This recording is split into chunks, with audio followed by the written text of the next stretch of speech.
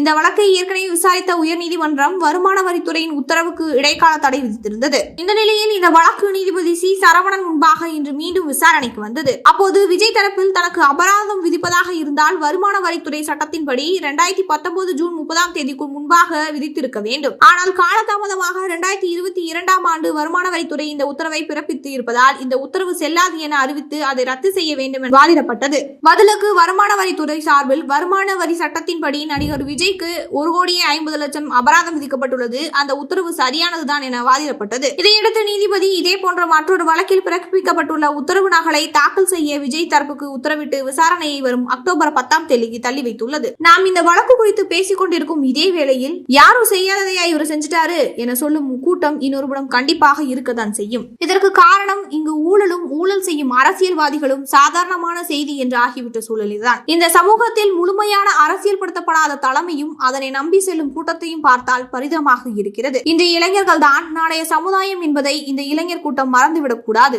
ஒவ்வொரு ஓட்டும் ஒவ்வொரு சாதாரண நடுத்தர மக்களின் உரிமை. இந்த உரிமையை நாம் யாரின் கைகளில் ஒப்படைக்கிறோம், இதனால் நாளைய சமுதாயத்தில் என்ன மாற்றம் வரும் என்பதை பற்றியெல்லாம் ஆராய்ந்துதான் தங்களின் தலைமையை தேர்ந்தெடுக்க வேண்டுமே தவிர அவர் எத்தனை பெரிய படங்களில் நடித்துள்ளார் என்பதை பொறுத்தது அல்ல. விஜய் ஒரு நல்ல நடிகர், ஆனால் அவர் எப்படிப்பட்ட அரசியல்வாதி என்பதை தெரிந்து கொள்ளாமல் ஒரு மாநிலத்தையே ஒப்படைப்பது என்பது சரியான முடிவாக இருக்காது. எனவே இளைஞர்களே, உங்களுடைய நாளைய சமூக மாற்றத்திற்கு இன்று நீங்கள் யோசித்து உங்களின் தலைமையை அமைப்பதே ஊழல் மட்டுமின்றி மாநிலத்தின் மற்ற பிரச்சனைகளை சரி செய்வதற்கும் சரியான தீர்வாக இருக்கும்.